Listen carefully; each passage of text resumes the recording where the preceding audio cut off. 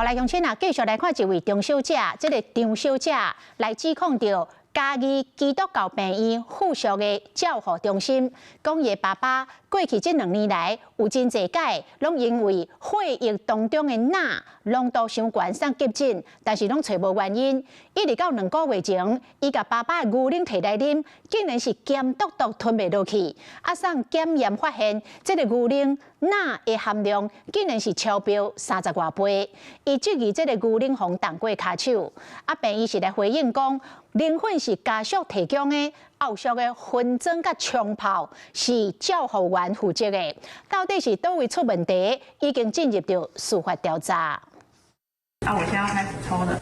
将有问题的牛奶抽起来了后，放入茶仔内，再来陆续搁加罐装甲茶仔装的牛奶粉。盖起来。由护理人员、家属搁警方伫现场伫看，有这款的场面，是因为家己基督教病院附属的照护中心，被指控讲甲住民灌食的牛奶内底有蓝盐。可能他导片也看不下去了，我就担心不到，我就拿了那一杯牛奶一喝，我吓到根本吞不下去，非常的咸。指控的张小姐表示讲，因老爸因为车祸住伫嘉义基督教病院照护中心9冬外，不过最近2年来有过摆因为高血压出入急诊室。一直找袂出确实的原因，一直到6月份，又搁为急诊室入院出院了后，才发现这个恐怖的疑点。赵夫人拿给我喝的第一杯，我无意间喝到那一杯，它的钠含量超标的是30.7倍。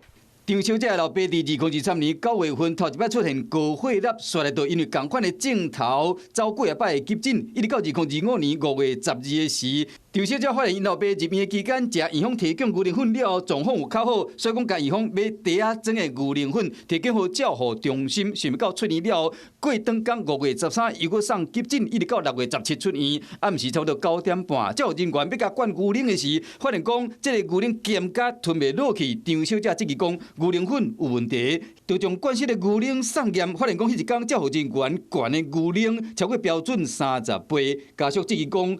在这个过程中，可能有人动过骹手。如果是外人去冲泡，那医院也很奇怪啊，不太可能是外人去冲泡爸爸的奶粉，冲泡也不一定是爸爸，因为有那么多住民，怎么可能会是有外人去冲泡牛奶给这些住民喝？张小姐佫讲，代志发生后，院方佫叫因搬出去。我们的照顾人员其实也会有很大的担忧跟压力，所以我们是比较建议爸爸就是选择其他的照护机构来照顾。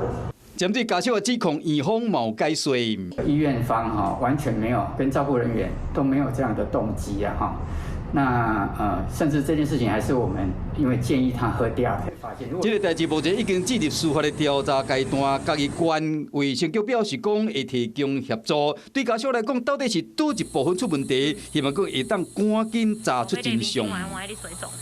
Hello， 我是张新文。想要抢先掌握最及时的新闻资讯吗？赶快订阅、按赞、开启小铃铛，锁定华视新闻 YouTube 频道。